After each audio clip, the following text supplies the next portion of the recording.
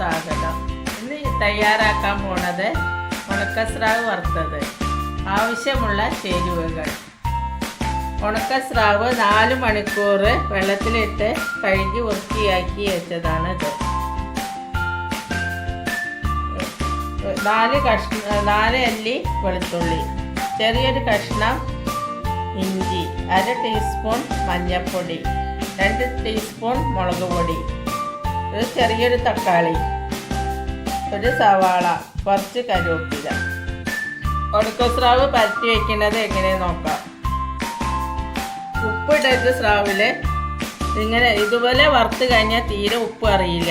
അതാണ് ചെയ്യേണ്ടത്. മഞ്ഞൾപ്പൊടി, മുളക് പൊടി,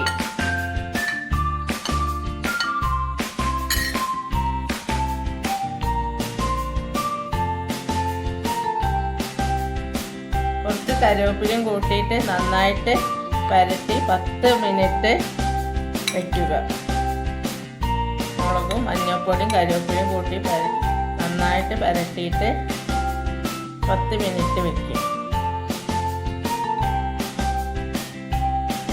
അടുപ്പത്ത് വെച്ചിട്ട് എണ്ണ ഒഴിക്കുക.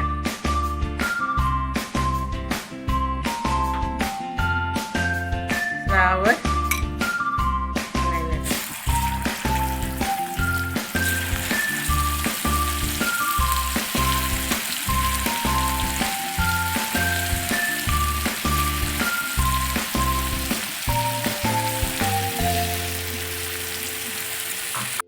ആയി തുടങ്ങി, ഫ്രൈ ആയി.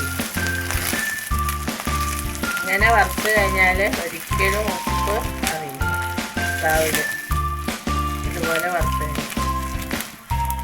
സ്രാവിൻ്റെ ബാക്കി വരുന്ന എണ്ണ മാത്രം ഉപയോഗിച്ചാൽ മതി, വേറെ എണ്ണ ഉപയോഗിക്കേണ്ട.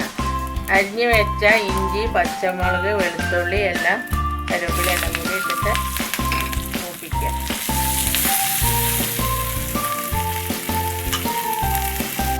അതും റോസ്റ്റായി കഴിഞ്ഞ ഉള്ളിയും തക്കാളിയൊക്കെ ഇത് ഉണക്കസ്രാവ് ഇടണം. ഇങ്ങനെ ഉണ്ടാക്കി കഴിഞ്ഞാൽ തീരെ ഉപ്പ് അറിയില്ല ഉണക്കസ്രാവ്. ഇതുപോലെ എല്ലാവരും ഒന്ന് ഉണ്ടാക്കി ശ്രമിച്ച് വെക്കുക. എന്നിട്ട് അഭിപ്രായങ്ങൾ പറയാം.